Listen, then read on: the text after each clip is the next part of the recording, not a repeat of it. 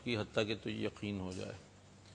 اور وہ یقین جو آپ کانشیسنس اور ساری گفتگو ہو رہی تھی اس اسٹیٹ میں پہنچ جائے گا کہ ہی ول انڈرسٹینڈ کہ جو کچھ میرے ساتھ اب ہونے جا رہا ہے, مجھے جنت دوزخ جو بھی چیزیں ہیں ان پہ ایک پرماننٹ جب اس کو فیتھ ہو جائے گا تو اس کا موت کا خوف جو ہوگا خود بخود ختم ہو جائے گا اور وہ نفس مطمئنہ بن کے یہاں سے روانہ ہوگا.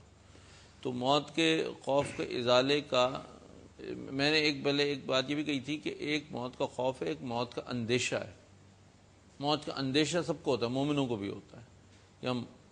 جب یہ سورہ انفال میں ذکر ہے کہ صحابہ بھی جو تھے وہ جب دیکھ رہے تھے کہ بہت بڑا لشکر آ رہا ہے تو ان کو کراہیت آ رہی تھی کہ بھئی ہمیں کس طرح لڑیں گے, ہم تو مر جائیں گے اس سے لڑ کے.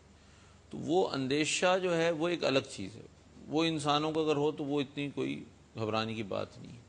لیکن جو کراہیت الموت ہوتی ہے کہ موت مرنا ہی نہیں چاہ رہے ہیں, they don't want to go, تو وہ اسی آدمی کی وہ کیفیت ہوتی ہے جس کے خیال میں ایمان نہیں ہوتا, اس کو یقین نہیں ہوتا, اس کو کوئی ریئلائزیشن نہیں ہے کہ what is going to happen afterwards. تو جس کو ریئلائزیشن ہو گیا ہے کہ now I will have a better life انشاءاللہ, ہم اس سے گناہ ہوئے ہیں, غلطیاں ہوئی ہیں, غفور رحیم. بالکل ٹھیک. اور اس ریئلائزیشن, یہی ریئلائزیشن ایسنس ہے زندگی کا. جی ہاں, بہت مشکور ہوں آپ تمام شرکائے گفتگو کا. آگے بڑھا دوں یا کنکلوڈ کر لیں, جیسا کہہ لیں. آسان موت کا ذکر کیا آپ نے, اگر اب ذرا ورلڈلی لیول پہ لاجیکلی آسان موت کی بات کر لیں. ڈاکٹر صاحب نے اپنے ایکسپیرینسز بھی بتائے پیشنٹس کے ڈیتھ کے. بابی ذکر ہو رہا تھا کہ جو نیک لوگ ہوتے ہیں ان کی موت سہل ہوتی ہے. اس کی اگر لاجیکل انٹرپریٹیشن دیکھیں تو نیک لوگ کون ہوتے ہیں؟ نیک لوگ وہ ہیں جو کسی گائیڈنس کو فالو کرتے ہیں, نافرمان آئیڈیلی نہیں لیکن حسب توفیق وہ بہتر احکامات بجا لاتے ہیں. اس سے کیا ہو رہا ہوتا ہے, ان کے فزیکلی کیا ہو رہا ہوتا ہے, بات ہو چکی ہے, ان کی روح مضبوط ہو رہی ہوتی ہے. ٹھیک ہے. اچھا, روح تزکیہ نفس ہو رہا ہوتا ہے, جو بھی کہہ لیں, نفس مطمئنہ کی طرف جا رہے ہوتے ہیں. ایک خاص لیول پہ آ کے ان کی روح مطمئن تو چھوڑ دیں, مضبوط ہو رہی ہوتی ہے. اچھا, نیک آدمی کی روح بہت توانا ہوتی ہے. روح توانا کو آپ ایسے دیکھیں کہ ایک آدمی مضبوط ہے. اچھا, روح نے واپس جانا ہے, جس کو ہم موت کہہ رہے ہیں. موت ایکچولی موت کوئی چیز نہیں, موت بھی زندگی ہی کی ایک شکل ہے. تو اب نیچے سے سیڑھیوں سے اوپر کیسے جائیں گے آپ, کمزور آدمی یا مضبوط آدمی؟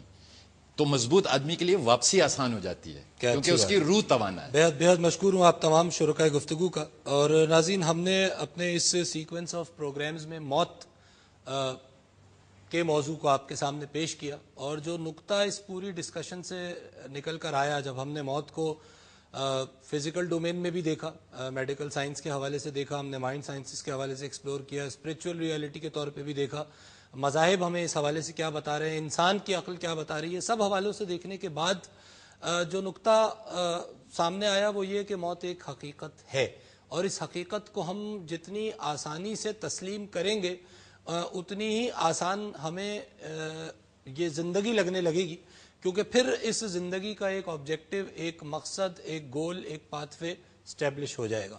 اور جتنا ہم اس حقیقت سے آنکھیں چرائیں گے, ہم زندگی کی بھول بھلائیوں میں, اس کی رنگ رلیوں میں کھو ضرور جائیں گے, اور ہمیں ایسا لگنے بھی لگے گا کہ شاید یہی ہماری ابدی زندگی ہے. لیکن بالآخر ڈیلی ایکسپیرینس سے ہمیں یہ بات ضرور سمجھ آ جائے گی ایک وقت کے بعد کہ یہ زندگی تو اصل زندگی نہیں ہے. اور یہ اس وقت بہت آرام سے سمجھ آتا ہے جب ہم کسی کے جنازے کو کندھا دے رہے ہوتے ہیں. یہ اور بات ہے کہ ہم اس سمجھ کو ریٹین نہیں کرتے اور ہم پھر انہی عیش و عشرت میں گم ہو جاتے ہیں. لہٰذا اس نقطے کو ذہن میں رکھتے ہوئے پھر وہ حدیث مبارک بھی سامنے آتی ہے کہ جس میں رسول پاک علیہ الصلوۃ والسلام جیسی اعلیٰ ترین ہستی, جو انسان کامل تھے, جو وجہ وجود کائنات تھے, وہ بھی اپنی موت کو دن میں 70 بار کم از کم یاد کیا کرتے تھے.